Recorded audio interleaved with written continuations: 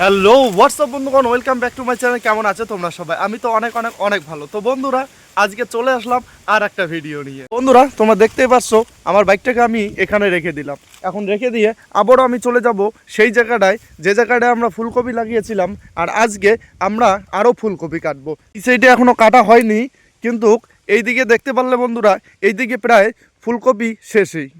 গত 2 দিন থেকে আমরা সেইভাবে ফুলকপি কাটতে পারি না, তাই আজকে চলে আসলাম আবারও ফুলকপি কাটার জন্য। তোমরা দেখতেই পাচ্তেছো বন্ধুরা, এখানে কত ধরনের ফুলকপি হয়েছে। এই ফুলকপিগুলো কত বড় হয়েছে তোমরা দেখতে পাচ্ছ বন্ধুরা। এখানে একটা, এই জায়গায় একটা, কত বড় ফুলকপি হয়েছে।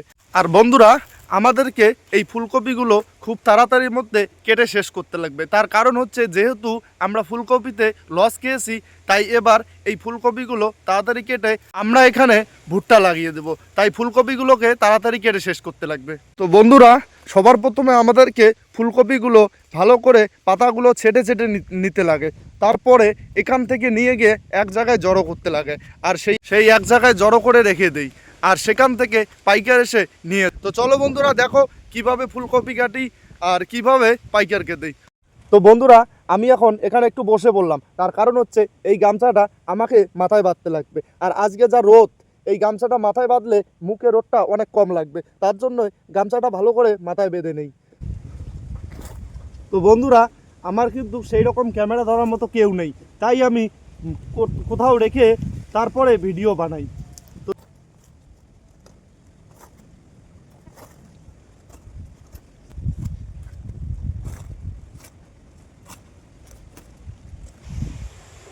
তো বন্ধুরা, আমার সেইভাবে ক্যামেরা ধরার মতো লোক নাই, তার জন্যই আমি কি করি, মাটির মধ্যে মোবাইলটাকে রেখে তারপরে আমি ভিডিও শ্যুট করি। তো চলো বন্ধুরা, দেখতে থাকো। আর কেমন হয় ভিডিওটা অবশ্যই লাইক কমেন্ট সাবস্ক্রাইব দিয়ে জানাবেন।